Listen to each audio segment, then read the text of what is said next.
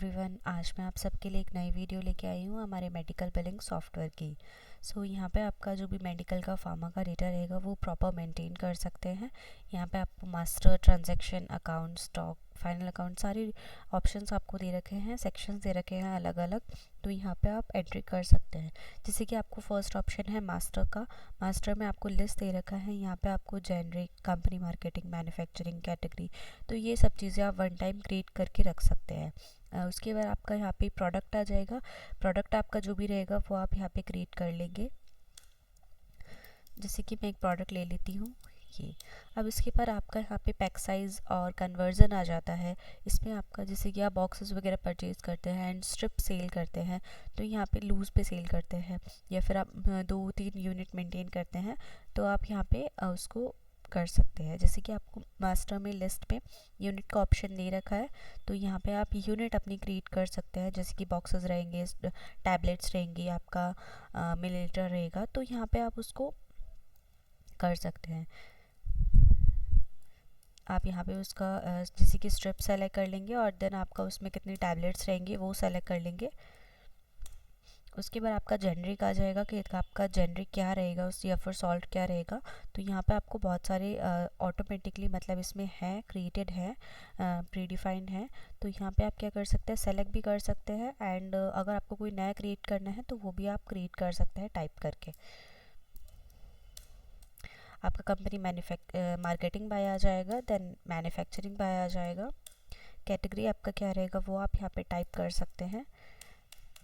आपका यहाँ पे परचेज रेट क्या रहेगा, सेल रेट, एमआरपी, देन उसकी शेल्फ लाइफ अगर आपको मेंशन करनी है तो वो भी आप कर सकते हैं। आपका नारकोटिक, देन आपका purchase tax and sale tax, ये भी सेलेक्ट करके आप यहाँ पे सेव कर देंगे इसको। उसके बाद और प्रोडक्ट में आपके पास ये भी ऑप्शंस रहते हैं, जैसे कि आपको उसको डिलीट करना है या फिर आपको मॉडिफाई करना है तो वो भी आप इजीली कर सकते हैं। उसके बाद आपको यहाँ पे और भी ऑप्शंस हैं, जैसे कि आपको ओपनिंग स्टॉक मेंशन करना है तो वो कर सकते हैं। लेज़र आपका रहता है, जैसे आपकी परचेज़ की पार्टी है या फिर आपकी सेल की पार्टी है, आपके जो वेंडर्स रहते हैं तो उनका आपको लेज़र क्रिएट करना है तो वो भी आप यहाँ पे कर सकते हैं। अब इसमें आपके पास दो ऑप्शन रहते हैं। अगर आपकी रजिस्टर्ड पार्टी है तो यहाँ पे आपको जीएसटी नंबर के थ्रू उसका वेरिफिकेशन करके लेज़र क्रिएट कर सकते हैं। जैसे कि आपको यहाँ पे जीएसटी नंबर आप टाइप करेंगे रजिस्टर्ड पार्टी का, उसके बाद यहाँ पे जीएसटी वेरिफिकेशन का ऑप्शन मिल जाएगा आपको। यहाँ पे वेरीफाई करके आपका जो डेटा रहेगा वो पोर्टल से फैच होके डिटेल्स ऑटोमेटिक फिल हो जाएंगी। और उसके बाद आपको सिर्फ यहाँ पे अपना ये अंडर ग्रुप सेलेक्ट करना है कि आपकी वो सेल की पार्टी है तो आपका सन्ड्री डेप्टर्स आएगा, और अगर परचेज़ की पार्टी है तो सन्ड्री क्रेडिटर्स आएगा। देन उसके बाद आप यहाँ पे अगर आपकी अनरजिस्टर्ड पार्टी है तो आप क्या कर सकते हैं, उसका मैनुअली डेटा फिल कर सकते हैं।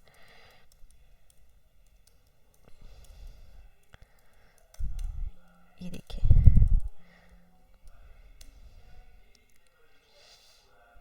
बस आपको अगर और डीएल नंबर का भी यहाँ पे ऑप्शन दे रखा है आपको कि आपको डीएल नंबर फिल करना है तो वो भी आप फिल करके यहाँ पे कंट्रोल एस से सेव कर देंगे।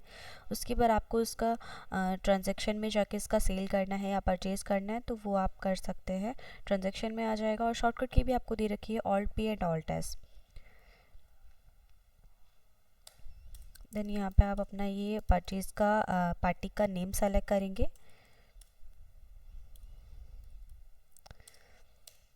आपका डेट आ जाएगा, बिल का नंबर आ जाएगा।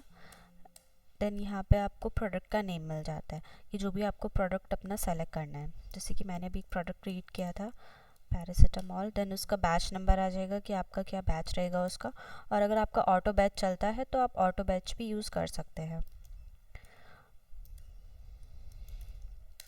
देन मैन्युफैक्चरिंग बाय, आप यहाँ पे मैन्युफैक्चरिंग डाल देंगे अपनी प्रोडक्ट की। देन एक्सपायरी आ जाएगा आपका। उसके बाद आपकी क्वांटिटी, आपने क्या क्वांटिटी परचेज़ करी है। देन डिस्काउंट अगर उस पर कुछ लगा है तो वो भी आप मेंशन कर सकते हैं। आपका MRP and product, then enter करेंगे तो ये आपका यहाँ पे ऐड हो जाएगा बिल में। इसके बाद आप यहाँ पे जितने भी प्रोडक्ट इसमें ऐड करना चाहते हैं वो आप लिस्ट से सेलेक्ट करके ऐड कर सकते हैं। उसके बाद यहाँ पे आपका नीचे ग्रैंड टोटल दिखा देगा, राउंड ऑफ आ जाएगा। इस पर कुछ आपके चार्जेस लगे हैं तो आप चार्जेस भी यहाँ से लगा सकते हैं। आप कंट्रोल ऐसे इस बिल को सेव कर देंगे। इसका आपको प्रिंट निकालना है या फिर आपको मॉडिफाई करना है, डिलीट करना है बिल को, तो वो भी ऑप्शंस अवेलेबल हैं। देन ट्रांजैक्शन में आपके पास सेल मिल जाता है, सेल आप यहाँ पे कर सकते हैं। इसमें भी आपके पास दो ऑप्शन है, अगर आपका रिटेल में बिल बन रहा है तो आप रिटेल सेलेक्ट कर लेंगे, एंड होलसेल में है तो आप होलसेल सेलेक्ट कर लेंगे। अगर आपका होलसेल में बना है, होलसेल में आप बना रहे हैं बिल, तो आपको उस सबसे पहले पार्टी का लेज़र क्रिएट करना पड़ेगा मास्टर में जाके लेज़र में। और अगर आप शॉर्टकट की का यूज़ करना चाहते हैं तो शॉर्टकट की भी हमने दे रखी है F2 आप जैसे ही प्रेस करेंगे तो यहाँ पे आपका लेज़र मास्टर ओपन हो जाएगा, यहाँ से आप अपना लेज़र क्रिएट करके ऐड कर सकते हैं। देन अगर आपकी रिटेल की पार्टी है तो आप यहाँ पे रिटेल सेलेक्ट कर लेंगे। अगर कस्टमर नेम आप मेंशन करना चाहते हैं तो आप कर सकते हैं, अगर स्किप करना चाहते हैं तो आप स्किप भी इसको कर सकते हैं।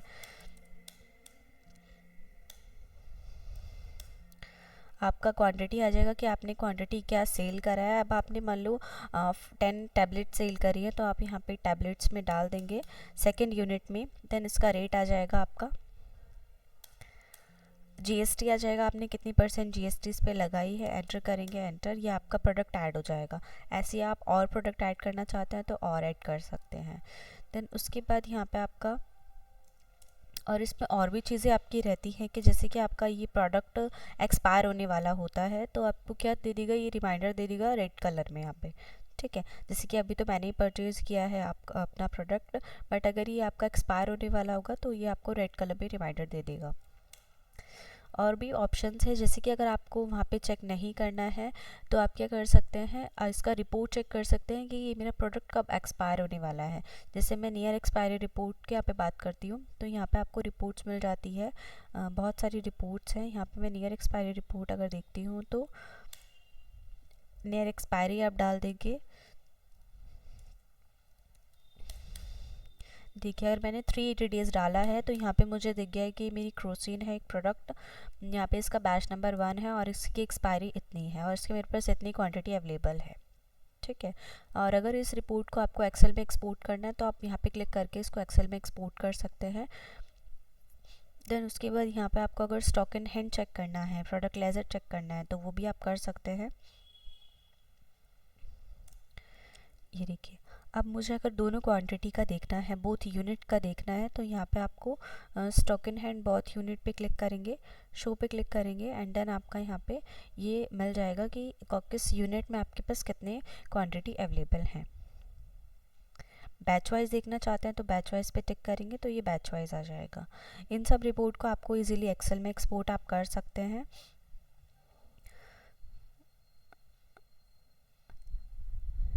देन यहाँ पे आपको जेनरिक वाइज अगर स्टॉक चेक करना है कि एक पर्टिकुलर जेनरिक में आपके पास क्या स्टॉक अवेलेबल है,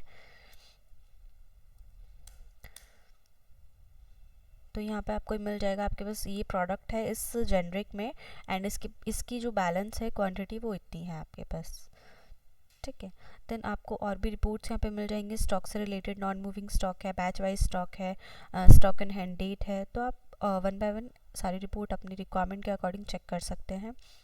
देन आपके पास परचेज़ मिल जाता है, आपने किस डेट से किस डेट तक कितना परचेज़ किया है वो आप रिपोर्ट चेक कर सकते हैं यहाँ पे। ये देखिए, देन उसके बाद यहाँ पे आपको सेल से रिलेटेड भी बहुत सारी रिपोर्ट्स मिल जाती हैं, जैसे कि आपको पार्टी वाइज सेल चेक करना है, डेट वाइज सेल चेक करना है, देन आपको company wise product wise check करना है, पूरे मंथ का सेल चेक करना है, किस डेट से किस डेट तक में कितना आपको पूरे मंथ में कितना पार्टी से सेल हुआ है, तो वो भी आप चेक कर सकते हैं यहाँ पे। ये देखिए, फैब में मुझे इस पार्टी से इतने अमाउंट का सेल हुआ है। देन यहाँ पे आपको पार्टी लेज़र मिल जाता है, यहाँ पे एक पर्टिकुलर पार्टी का आप लेज़र चेक कर सकते हैं।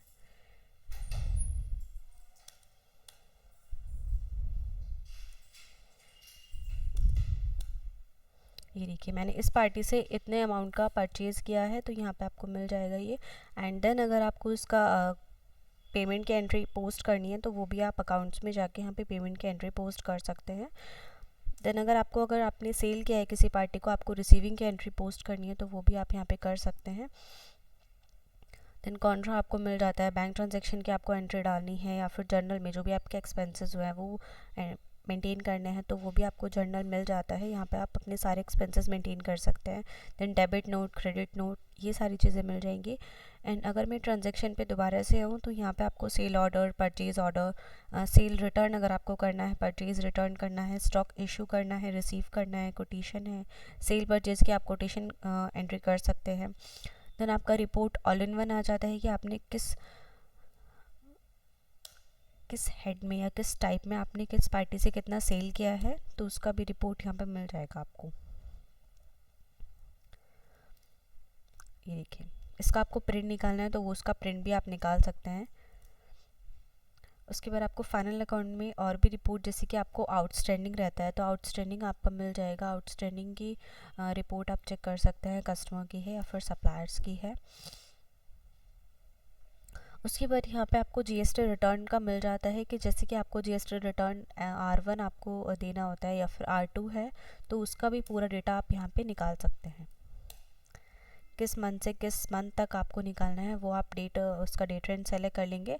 देन यहाँ पे आपको पूरा डेटा मिल जाएगा। इसका आपको जेएसएन क्रिएट करना है या फिर एक्सपोर्ट टू एक्सेल करना है तो वो आप कर सकते हैं। उसके बाद आपको और भी रिपोर्ट्स मिल जाएंगी यहाँ पे जीएसटी की। आपको ई वे बिल क्रिएट करना है, इनवॉइस क्रिएट करना है, आपको जीएसटी 3 भी समरी निकालना है वो निकाल सकते हैं, and many more. So please आप बताइएगा कि आपको ये वीडियो कैसी लगी। आप लाइक, शेयर, कमेंट्स ज़रूर कीजिएगा इस वीडियो पे। सो